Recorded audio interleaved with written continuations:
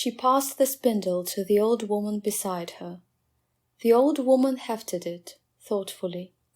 She began to unwrap the yarn from the spindle with arthritic fingers. "This was my life," she said. "This thread was my life." "It was your life.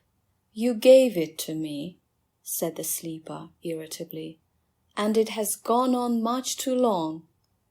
The tip of the spindle was still sharp after so many decades.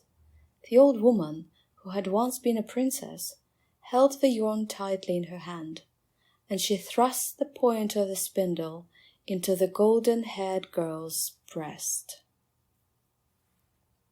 The girl watched as a trickle of red blood ran down her breast and stained her white dress crimson.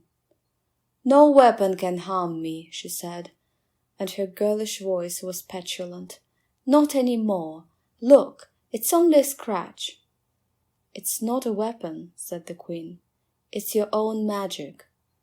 And a scratch is all that was needed.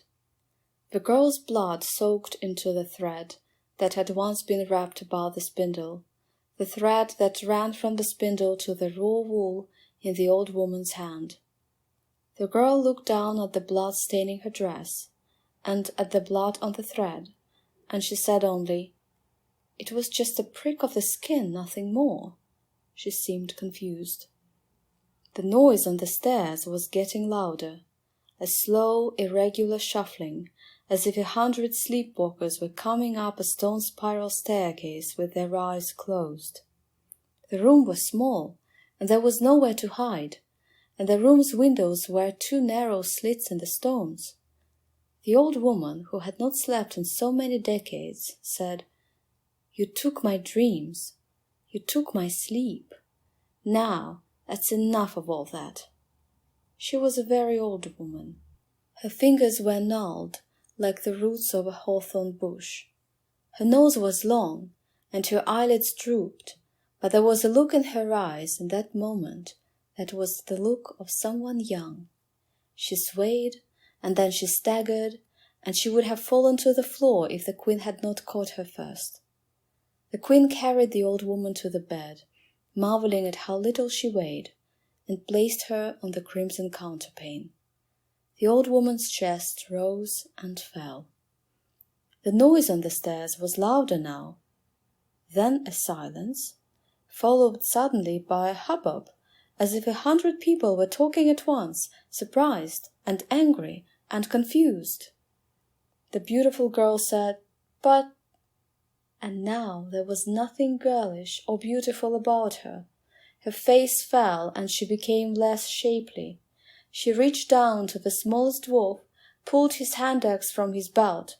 She fumbled with the axe, held it up threateningly, with hands all wrinkled and worn. The queen drew her sword. The blade's edge was notched and damaged from the thorns, but instead of striking, she took a step backwards. "Listen, they are waking up," she said. "They are all waking up. Tell me again about the youth you stole from them. Tell me again about your beauty and your power. Tell me again how clever you were, your darkness."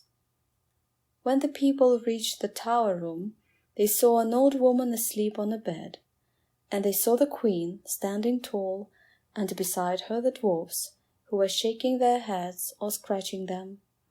They saw something else on the floor also, a tumble of bones, a hank of hair as fine and as white as fresh-spun cobwebs, a tracery of grey rags round it, and over all of it an oily dust. "Take care of her," said the queen, pointing with a dark wooden spindle at the old woman on the bed. "She saved your lives." She left then with the dwarfs. None of the people in that room or on the steps dared to stop them, or would ever understand what had happened.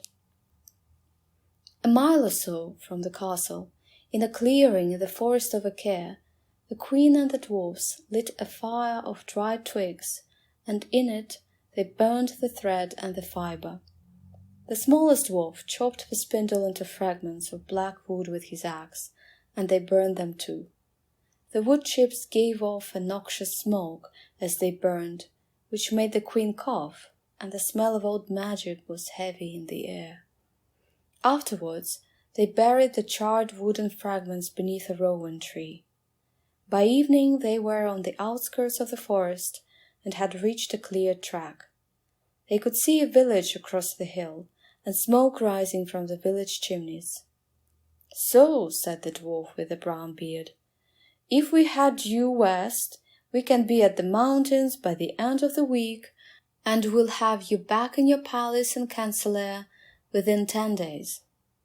"Yes," said the queen, "and your wedding will be late, but it will happen soon after your return, and the people will celebrate, and there will be joy unbounded through the kingdom." "Yes," said the queen. She said nothing, but sat on the moss beneath an oak tree and tasted the stillness, heartbeat by heartbeat. "There are choices," she thought, when she had sat long enough. "There are always choices." She made one. The queen began to walk, and the dwarfs followed her. "You do know we are heading east, don't you?" said one of the dwarfs. "Oh, yes," said the queen. "Well, that's all right then," said the dwarf. They walked to the east, all 4 of them, away from the sunset and the lands they knew, and into the night.